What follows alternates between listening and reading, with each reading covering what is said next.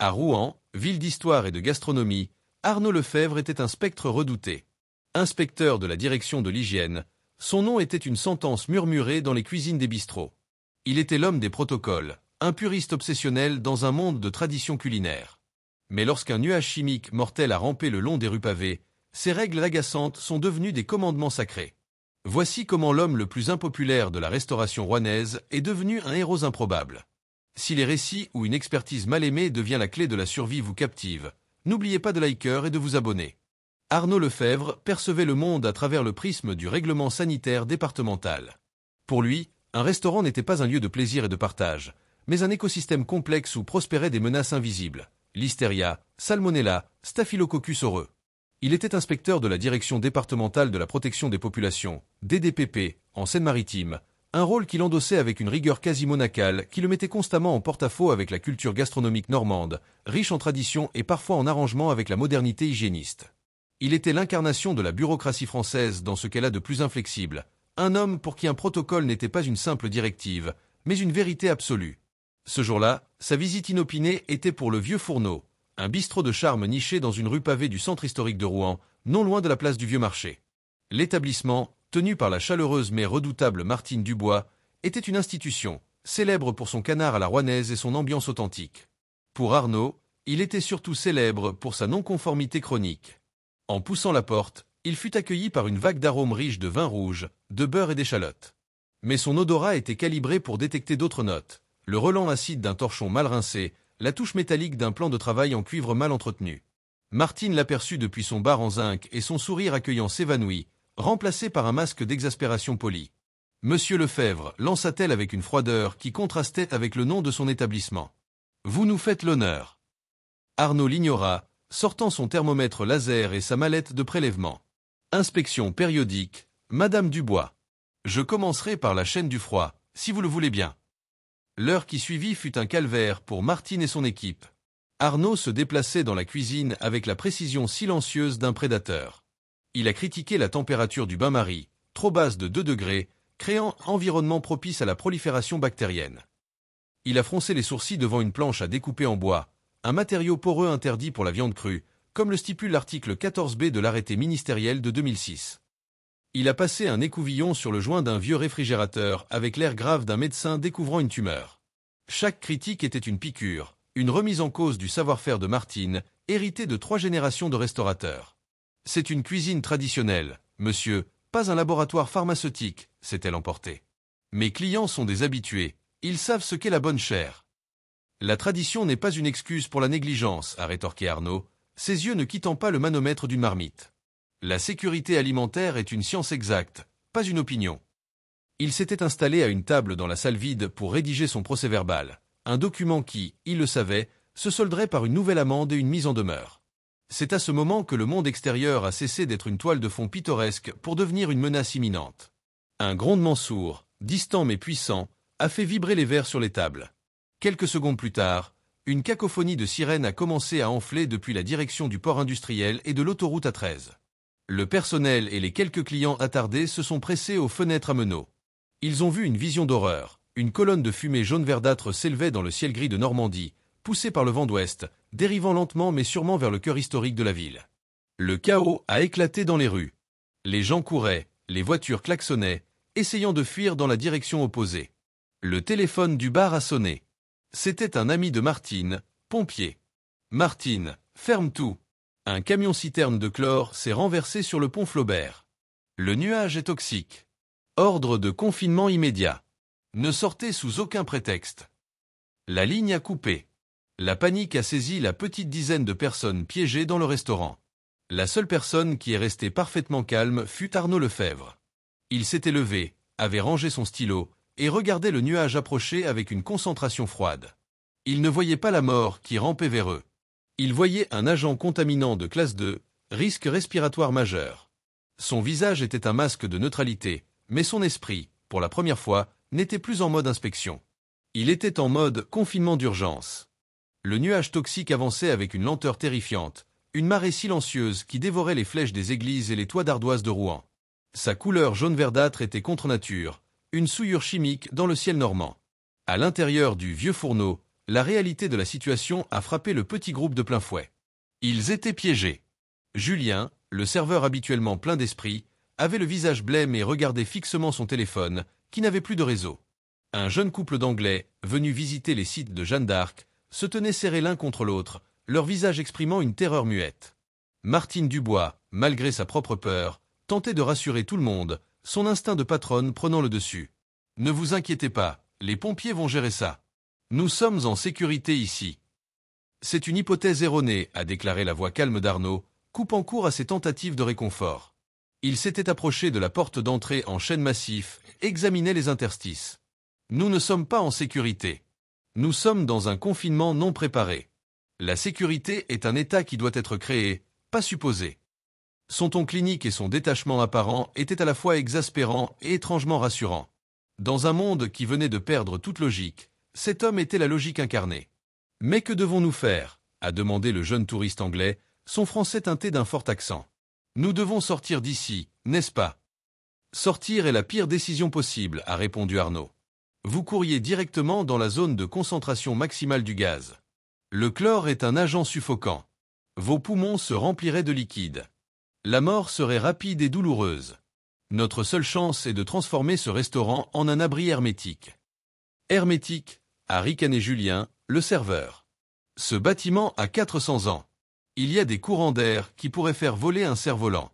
C'est une passoire. » « Toute structure présente des vulnérabilités, » a concédé Arnaud, comme s'il donnait un cours. « Notre tâche est de les identifier et de les neutraliser. La structure de base est en pierre de taille et en poutre de chêne. Elle est solide. Les vulnérabilités sont les ouvertures, portes, fenêtres, cheminées, systèmes de ventilation. Si nous les scellons, nous pouvons survivre. » Il a pris le commandement avec une autorité naturelle qui a surpris tout le monde, y compris lui-même. Son esprit, habitué à cataloguer les infractions, a commencé à cataloguer les solutions. Il a ignoré le chaos extérieur pour se concentrer sur les variables internes. « Martine, » a-t-il dit, son regard se posant sur la restauratrice. « J'ai besoin d'un accès illimité à vos réserves. Je vais réquisitionner certains de vos biens pour assurer notre survie collective. » Martine a ouvert la bouche pour protester, mais les mots se sont perdus. L'odeur âcre du chlore, faible mais indéniable, commençait à se faire sentir. C'était l'odeur de la mort qui frappait à la porte. « J'ai besoin de tous vos rouleaux de film alimentaire, » a commencé Arnaud, son débit de parole s'accélérant. « J'ai besoin de tout le ruban adhésif que vous possédez. Les sacs poubelles, les plus grands et les plus résistants. J'ai aussi besoin de matières grasses. Du beurre. De la graisse de canard. Tout ce que vous avez. C'est un excellent agent d'étanchéité. » Martine a blêmi. « Ma graisse de canard. Mais c'est pour le confit. » « Madame Dubois, » a dit Arnaud, son regard s'adoucissant à peine d'une fraction. « Aujourd'hui, c'est pour la survie. » Le restaurant n'était plus un lieu de vie, mais une cage. Une cage dorée, avec ses nappes à carreaux et ses casseroles en cuivre, mais une cage tout de même, assiégée par un ennemi invisible. Et le geôlier, l'homme qui les avait tourmentés avec ses règles et ses protocoles, était soudain devenu leur seul espoir de salut, le gardien inattendu de leur prison de fortune. Sous le regard incrédule de ses compagnons d'infortune, l'inspecteur de la santé a commencé à transformer le bistrot le moins réglementaire de Rouen en l'endroit le plus sûr de la ville. La cuisine du Vieux Fourneau, ce théâtre de tradition culinaire qu'Arnaud avait passé la matinée à critiquer, est devenu son quartier général, son laboratoire de survie. Les casseroles en cuivre et les planches à découper en bois ont été poussées sur le côté pour faire place à un arsenal de matériaux de confinement improvisés. Guidé par les instructions précises et incessantes d'Arnaud, le petit groupe de rescapés s'est transformé en une équipe de techniciens d'urgence. Le couple anglais, Sarah et Tom, a ordonné Arnaud, son ton ne souffrant aucune réplique. Vous prenez tous les torchons et toutes les nappes. Imbibez-les d'eau. Nous allons les utiliser pour calfeutrer le bas de toutes les portes extérieures. L'humidité aidera à piéger les particules de gaz. Sarah et Tom, reconnaissant d'avoir une tâche concrète pour combattre leur peur, se sont mis au travail sans poser de questions. Julien. Martine, a-t-il poursuivi, se tournant vers le serveur et la patronne. La ventilation. C'est notre plus grande vulnérabilité. La grande hotte aspirante au-dessus du fourneau est une autoroute directe vers l'extérieur. Il a désigné les grands rouleaux de film alimentaire. Je veux au moins 10 couches de film étirées sur toute la surface de la hotte. Tendez-le au maximum. Ensuite, nous le scellerons avec du ruban adhésif. Martine a regardé son matériel de cuisine réquisitionné avec un pincement au cœur, mais l'odeur de chlore, de plus en plus présente, était un puissant facteur de motivation. Elle et Julien ont grimpé sur les plans de travail et ont commencé à emballer la hotte comme un gigantesque sandwich. Plus serré, insistait Arnaud. Imaginez que vous emballez un poisson pour le conserver. Pas la moindre bulle d'air. Lui-même s'est attaqué à la tâche la plus ingrate, les fenêtres. Les magnifiques fenêtres à meneaux du XVIIe siècle étaient un cauchemar en termes d'étanchéité. Les vieux cadres en bois ne joignaient plus parfaitement. C'est là que la graisse de canard entrait en jeu. Arnaud a ouvert un grand pot de la graisse dorée et parfumée, un produit noble destiné à confire des dizaines de cuisses de canard. Avec une spatule, il a commencé à l'appliquer généreusement dans tous les interstices des cadres de fenêtres, créant un joint épais et imperméable. Martine la regardait faire, partagée entre l'horreur de voir son produit de luxe utilisé comme du mastic de bricolage et une admiration forcée pour l'ingéniosité de l'idée. C'est un excellent isolant hydrophobe, a expliqué Arnaud sans qu'on le lui demande. Et contrairement aux produits synthétiques, il ne réagira pas avec le chlore. Pendant qu'il travaillait, Arnaud dispensait une formation accélérée en sécurité chimique. Le chlore est un oxydant puissant, disait-il, sa voix résonnant dans la cuisine. Il attaque les muqueuses, les yeux, les poumons. Il se combine avec l'eau dans votre corps pour former de l'acide chlorhydrique. C'est pour cela que nous devons éviter toute exposition, même minime. Il a expliqué comment le gaz, étant plus lourd que l'air, allait s'accumuler dans les zones basses. La cave. Nous devons sceller la porte de la cave. C'est là que la concentration sera la plus forte. Le groupe, qui quelques heures auparavant se serait moqué de ce professeur, buvait maintenant ses paroles. Sa connaissance, autrefois perçue comme un outil de persécution bureaucratique, était devenue leur unique bouclier. Ils ont travaillé sans relâche pendant près d'une heure, transformant le bistrot en un cocon de fortune. Les fenêtres étaient opaques de graisse, la hotte était plastifiée, chaque fente, chaque fissure était bouchée par du tissu humide ou de la pâte. L'incident qui a cimenté son autorité est survenu lorsque Julien, en scellant une petite fenêtre dans les toilettes, a accidentellement inhalé une bouffée de gaz qui s'était infiltrée. Il a commencé à tousser violemment, sa gorge le brûlant. Arnaud s'est précipité vers lui. Respirez lentement. Ne paniquez pas. Martine, du lait. Vite. Martine, surprise, a sorti une bouteille de lait du réfrigérateur. Arnaud en a versé dans un verre et l'a tendu à Julien. Buvez. Lentement. Du lait, a toussé Julien, incrédule. La caséine contenue dans le lait peut aider à apaiser l'irritation des muqueuses causées par l'acide. C'est un remède de grand-mère, mais il est basé sur des principes biochimiques solides, a expliqué Arnaud. Julien a bu. La toux s'est calmée, la sensation de brûlure s'est atténuée. Le groupe a regardé Arnaud avec un respect nouveau. Il ne connaissait pas seulement les règles, il comprenait la science qui les sous-tendait. La cuisine n'était plus seulement le laboratoire d'Arnaud, elle était devenue leur salle de classe et leur refuge. Une fois les mesures de confinement initiales terminées, une nouvelle atmosphère s'est installée dans le vieux fourneau. Le chaos frénétique a laissé place à une attente silencieuse et tendue. Dehors, Rouen était plongé dans un brouillard jaune étrangement silencieux. À l'intérieur, le petit groupe de survivants était regroupé dans la salle principale, respirant un air de plus en plus confiné, chargé des odeurs de cuisine, de graisse et de peur. Les rustines de fortune sur les fenêtres et les portes semblaient incroyablement fragiles face à la menace invisible qui les assiégeait. Arnaud, cependant, était loin d'être satisfait. Son esprit tournait à plein régime, anticipant déjà la prochaine phase de la crise. Le confinement passif était une stratégie de survie à court terme, pas une solution. Ce que nous avons fait nous a acheté du temps, a-t-il annoncé au groupe, sa voix brisant le silence pesant. Mais le gaz finira par s'infiltrer. La pression atmosphérique, les changements de vent, la dégradation de nos matériaux. Il nous faut un cœur de forteresse, une zone de sécurité absolue où nous pourrons nous replier si notre première ligne de défense cède. Son regard s'est tourné vers le sol. La cave, a-t-il dit. Martine, votre cave à vin. C'est l'endroit le plus sûr de tout le bâtiment. Martine a protesté. Mais c'est humide, il n'y a pas de ventilation, c'est un cul-de-sac.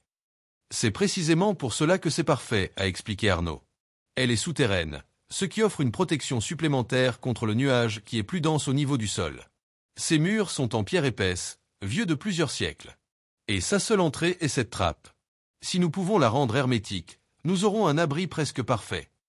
Le plan d'Arnaud était de transformer la cave en une salle blanche improvisée, un refuge ultime.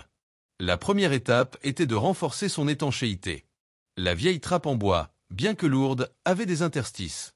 Ils ont utilisé les dernières réserves de ruban adhésif pour sceller tout le périmètre de la trappe une fois qu'elle serait fermée. Puis, Arnaud a eu une idée qui a de nouveau mis à contribution le garde-manger de Martine. La pâte, a-t-il dit. J'ai besoin de farine, d'eau et de sel. Nous allons fabriquer une grande quantité de pâte à pain, une pâte très dense. Sous sa direction, le groupe s'est remis au travail, mélangeant la farine et l'eau dans de grands pétrins. Ils ont produit plusieurs kilos d'une pâte collante et lourde. Nous allons utiliser cela comme un joint d'étanchéité naturel, a expliqué Arnaud. Une fois que nous serons tous dans la cave, nous appliquerons cette pâte de l'intérieur, tout autour de la trappe. En séchant, elle durcira et créera un seau presque parfait. Avant de se replier, ils ont organisé une expédition rapide dans le restaurant pour rassembler les fournitures essentielles. Toutes les bouteilles d'eau, des couvertures, la trousse de premier secours, des lampes de poche et de la nourriture non périssable. Ils ont tout descendu dans la cave fraîche et obscure, qui sentait la terre humide et le vin. Le moment de sceller la brèche est arrivé. Un par un, ils sont descendus par l'échelle en bois. Arnaud est resté en dernier. Avant de fermer la trappe, il a jeté un dernier regard à la salle du restaurant. La lumière du jour, filtrée par le nuage jaune, donnait à la pièce une teinte maladive. C'était un navire fantôme, une capsule temporelle de la vie d'avant. Il a fermé la lourde trappe au-dessus de sa tête, plongeant le groupe dans une obscurité quasi totale, seulement percée par les faisceaux de leurs lampes de poche. De l'intérieur, ils ont commencé le travail méticuleux de scellement. Ils ont appliqué la pâte à pain le long de toutes les jointures de la trappe, la tassant fermement dans chaque fissure. Le travail était claustrophobique et étrange, accompli dans le silence, leur visage éclairé par en dessous par les lampes de poche. Quand ils ont eu terminé, un sentiment de sécurité et d'enfermement s'est abattu sur eux. Ils étaient en sécurité, mais ils étaient aussi enterrés vivants. Assis sur des caisses de vin, dans l'obscurité, ils écoutaient les sons étouffés du monde extérieur. Ils ne le savaient pas encore, mais la création de ce sanctuaire était l'étape qui leur permettrait de survivre assez longtemps pour envisager l'étape suivante, la plus dangereuse de toutes, l'évasion. Le temps dans la cave s'écoulait différemment. Sans la lumière du jour, sans les bruits de la ville, les heures se confondaient en une longue attente anxiogène. Leur sanctuaire souterrain était sûr, mais il était aussi une prison dans la prison. Très vite, un problème que même Arnaud ne pouvait résoudre par un simple scellement est devenu apparent, la qualité de l'air. Assises dans un espace confiné et non ventilé, leur propre respiration devenait leur ennemi. L'air s'est appauvri en oxygène et s'est enrichi en dioxyde de carbone, le rendant lourd et difficile à respirer. Des maux de tête ont commencé à apparaître, et une sensation de léthargie s'est emparée du groupe. Nous ne pouvons pas rester ici indéfiniment, a finalement déclaré Arnaud, sa voix résonnant étrangement contre les murs de pierre. Nous devons pouvoir retourner dans le restaurant, ne serait-ce que pour de courtes périodes, pour laisser l'air de la cave se renouveler. Mais l'air là-haut est probablement encore contaminé. Il nous faut des équipements de protection respiratoire. La déclaration a été accueillie par des regards vides. Des masques à gaz au milieu d'une cave à vin à Rouen? L'idée était absurde. Et où allons-nous trouver ça, monsieur l'inspecteur? A ironisé Julien, bien que sa voix manque de sa verve habituelle. Peut-être dans une caisse de Bordeaux de 1982. Non, a répondu Arnaud, ignorant le sarcasme. Nous allons les fabriquer. Avec ceux que nous avons ici. Son faisceau de lampe de poche s'est arrêté sur une pile de caisses dans un coin. Martine, vos nappes et serviettes de table. Elles sont en pur lin, n'est-ce pas? Tissage serré. Oui, bien sûr, a répondu Martine, intriguée. Parfait, a dit Arnaud. Le lin est un excellent matériau de filtration de base. Maintenant, il nous faut le réactif. Il a expliqué son plan, qui était d'une simplicité et d'une intelligence désarmante. Un filtre chimique ne bloque pas le poison, il le neutralise. Le chlore est un gaz acide. Pour le neutraliser, il nous faut une base. Et je parie que dans la réserve de votre bar, il y a exactement ce dont nous avons besoin. Il a demandé du bicarbonate de soude. Martine a confirmé qu'elle en avait plusieurs boîtes, utilisées pour le nettoyage et parfois en pâtisserie. Le plan d'action était établi. Il devait faire une sortie rapide et coordonnée pour récupérer les matériaux. Arnaud a insisté pour y aller seul, étant le plus conscient des risques, mais Julien et Tom, le touriste anglais, ont insisté pour l'accompagner. C'était un signe que la dynamique du groupe avait changé. Ils n'étaient plus des victimes passives, mais des participants actifs à leur propre survie. Ils ont préparé leur sortie comme une opération militaire. Ils ont retiré une petite partie de la pâte à pain qui scellait la trappe, juste assez pour l'ouvrir. Ils ont retenu leur souffle, ont grimpé l'échelle et se sont précipités dans la cuisine, leurs poumons commençant déjà à brûler. L'air était toxique, une brume âcre qui piquait les yeux. Ils ont travaillé à une vitesse fulgurante, attrapant des piles de nappes, les boîtes de bicarbonate de soude et de grands seaux. En moins de 2 minutes, ils étaient de retour dans la cave, refermant et rescellant la trappe derrière eux, toussant et les yeux larmoyants. Dans la sécurité relative de la cave, ils ont commencé la production de leur masque de fortune. Ils ont déchiré les nappes en lin en grands carrés. Dans un seau, ils ont mélangé le bicarbonate de soude avec de l'eau des bouteilles pour créer une solution saturée. Le principe est simple, a expliqué Arnaud en faisant une démonstration. Vous imbibez complètement le tissu, vous l'essorez pour qu'il ne goûte pas, puis vous le pliez en au moins 4 ou 6 épaisseurs. Cela crée une barrière humide et alcaline. Il leur a montré comment appliquer le masque improvisé sur le visage, en s'assurant qu'il couvre bien le nez et la bouche, et comment le fixer avec des bandelettes de tissu déchiré. Le résultat était rudimentaire, mais la science derrière était solide. Chaque masque était une petite station de neutralisation chimique portable. Leur premier essai fut tendu. Équipés de leur nouveau masque, ils ont de nouveau ouvert la trappe et sont montés dans le restaurant. La différence était stupéfiante. L'odeur de chlore était toujours perceptible, mais elle était distante, atténuée. La sensation de brûlure dans la gorge et les poumons avait disparu. Ils pouvaient respirer, difficilement, mais ils pouvaient respirer. Un sentiment de puissance, de triomphe sur leur environnement hostile, les a envahis. Ils n'étaient plus à la merci de l'air toxique. Ils avaient créé leur propre atmosphère. Arnaud, cependant, a rapidement douché leur euphorie. N'oubliez pas, a-t-il averti, sa voix étouffée par son propre masque, l'efficacité est temporaire. Le filtre doit rester humide et la réaction chimique a ses limites. Nous devrons les réimprégner régulièrement. C'est un sursis, pas une solution permanente. Ce sursis, cependant, était tout ce dont ils avaient besoin. Il leur a donné la capacité de penser à l'étape suivante, une étape qui ne consisterait plus à se cacher, mais à fuir. Après près de 48 heures passées à alterner entre le confinement suffocant de la cave et les expéditions prudentes dans le restaurant fantomatique, Arnaud est arrivé à une conclusion inéluctable. Leur refuge était en train de devenir leur tombeau. Le film plastique sur les aérations se dégradait visiblement, et les réserves d'eau et de nourriture, bien que gérées avec parcimonie, n'étaient pas infinies. Surtout, la structure même du bâtiment, un vieil édifice du XVIIe siècle, avait été fragilisée par l'explosion initiale. De fines fissures commençaient à apparaître sur certains murs porteurs. Rester était un pari de plus en plus risqué. « Il est temps de partir », a-t-il annoncé un soir, sa déclaration tombant comme une pierre dans le silence de la cave. « Partir ? Mais pour aller où ?» a demandé Sarah, la touriste anglaise, la voix tremblante. « Le nuage est toujours là. On l'entend, on le sent. »« Il est moins dense », a corrigé Arnaud. « J'ai observé les mouvements de l'air à travers une petite ouverture. Le vent a tourné. La concentration la plus forte s'est déplacée vers l'est. La rue devant nous n'est plus dans la zone rouge, mais elle reste dangereuse. C'est ce que j'appelle la zone orange. L'exposition directe sans protection est fatale, mais une traversée rapide et protégée est théoriquement possible. » Son plan était d'une simplicité et d'une audace folle. De l'autre côté de la rue se dressait un bâtiment de la préfecture, une structure moderne en béton et en verre, construite dans les années 80. « Ce bâtiment est notre objectif », a-t-il dit en dessinant un plan sur le sol poussiéreux de la cave. Sa construction est plus récente, plus étanche. Son système de ventilation est centralisé et situé sur le toit, bien au-dessus de la nappe de gaz. Si nous pouvons atteindre les étages supérieurs, nous serons en sécurité jusqu'à l'arrivée des secours. La distance à parcourir était d'axe en grave, peine 20 mètres. 20 mètres de pavés anciens, 20 mètres de voiles toxiques. Nos masques en tissu protègent nos poumons, mais pas notre peau ni nos yeux, a expliqué Arnaud. Le chlore humide est corrosif. Nous avons besoin d'une protection intégrale. Des combinaisons de confinement. Devant les regards incrédules, il a désigné leur dernière ressource inattendue, les grands sacs poubelles noirs et épais que Martine utilisait pour les déchets du restaurant. Ce qui a suivi fut un atelier de bricolage surréaliste dans la pénombre d'une cave à vin.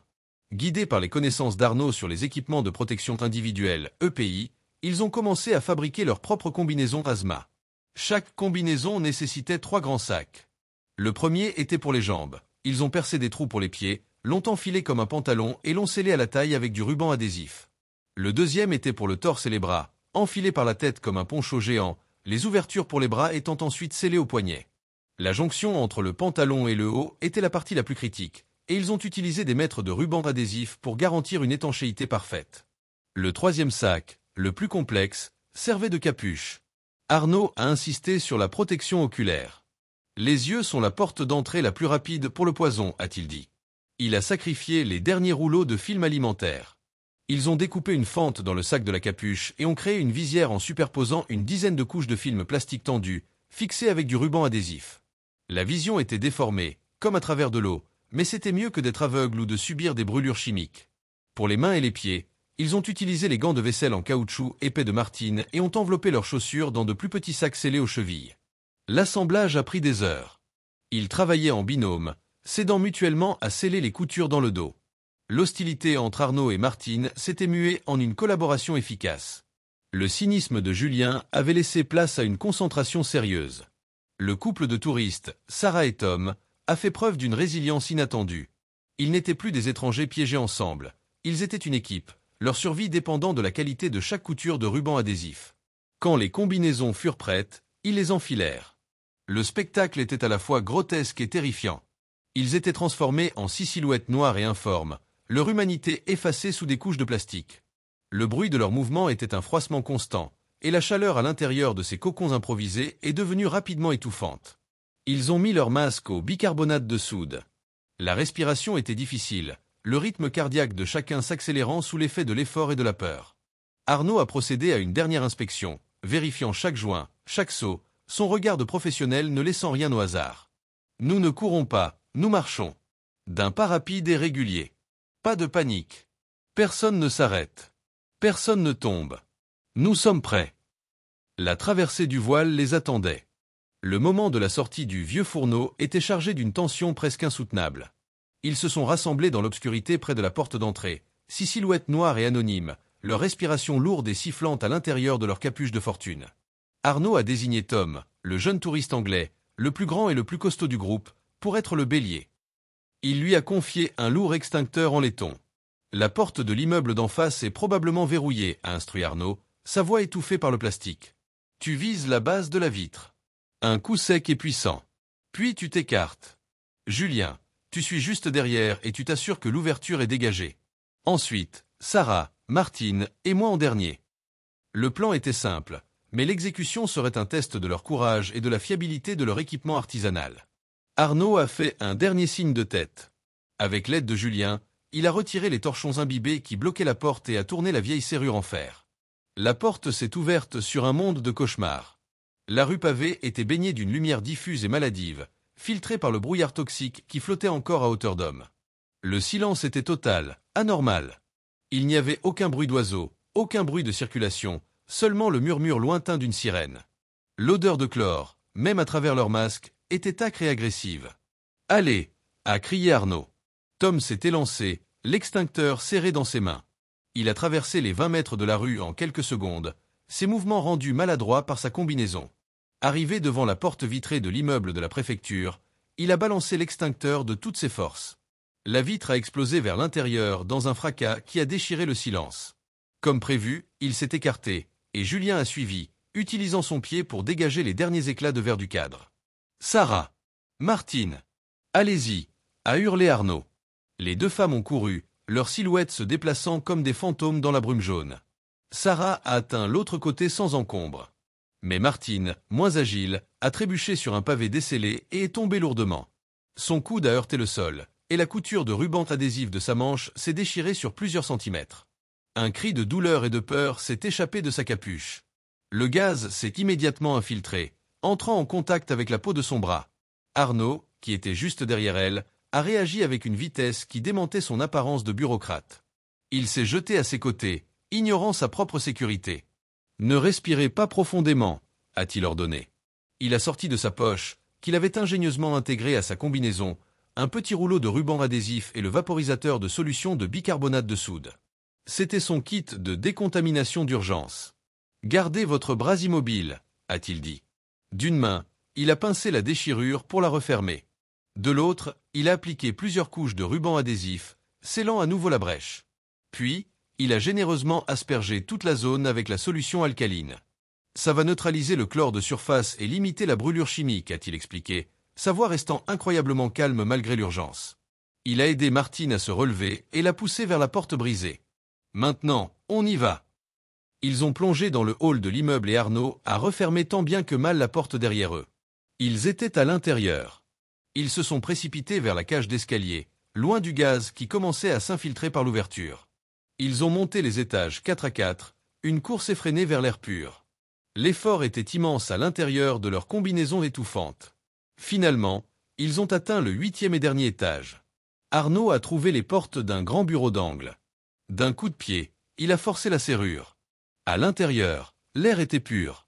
Ils étaient au-dessus du nuage. Ici, a-t-il haleté. On peut les enlever. Avec des gestes frénétiques, ils ont arraché leurs capuches, leurs sacs, leurs masques. La première inspiration d'air frais a été une extase, une renaissance.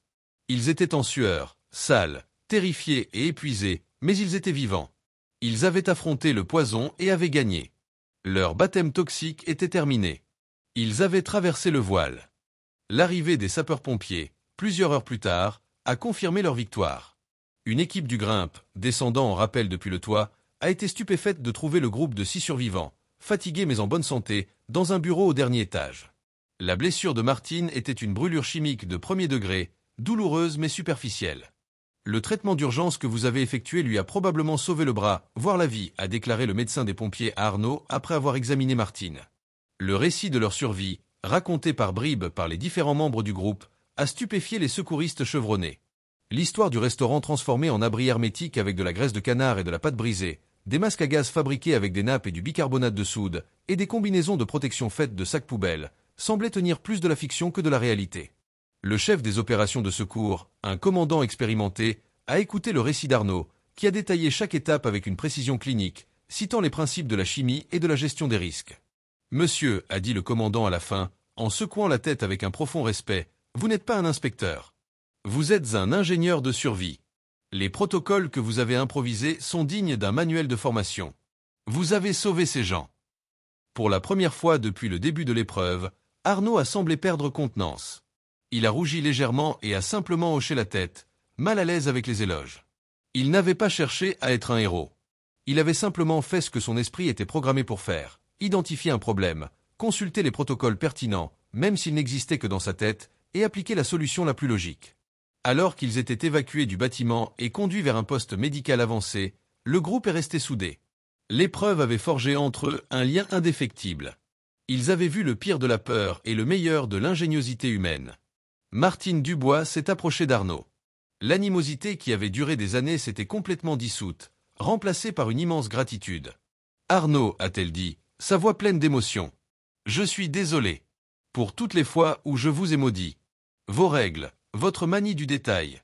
Je n'ai jamais compris. Mais c'est cette manie qui nous a sauvés. C'est votre obsession qui nous a permis de respirer. » Arnaud l'a regardé, et un très léger sourire, le premier que quiconque ait jamais vu, a brièvement éclairé son visage. « Les protocoles sont là pour protéger les gens, Martine, a-t-il dit doucement. Parfois, ils protègent d'une intoxication alimentaire. Parfois, d'un nuage de chlore. Le principe reste le même. » Quelques mois plus tard, Rouen avait pansé ses plaies. Le vieux fourneau, après des travaux de décontamination et de rénovation, a rouvert ses portes. Lors de la soirée de réouverture, au milieu des clients et des amis, une table était réservée. Arnaud Lefebvre est arrivé, non pas en uniforme d'inspecteur, mais en costume civil. Il s'est assis et Martine, au lieu de lui présenter un menu, lui a apporté elle-même le plat du jour, un magnifique canard à la rouennaise. Il a mangé en silence, savourant chaque bouchée. À la fin du repas, il a sorti un petit carnet de sa poche, un geste qui a fait sourire tout le monde. Il a sorti son thermomètre laser, a mesuré la température de son assiette vide et a noté quelque chose. Il a arraché la page et l'a tendue à Martine. Elle a lu « Température de maintien au chaud, parfaite. Protocole du délice, respecté. » C'était sa façon de reconnaître qu'il existait des règles au-delà de celles écrites dans ses manuels, des règles de chaleur humaine, de tradition et de convivialité. L'architecte de la survie avait enfin appris que la vie, comme la bonne cuisine, était un équilibre subtil entre la rigueur de la science et la beauté de l'art.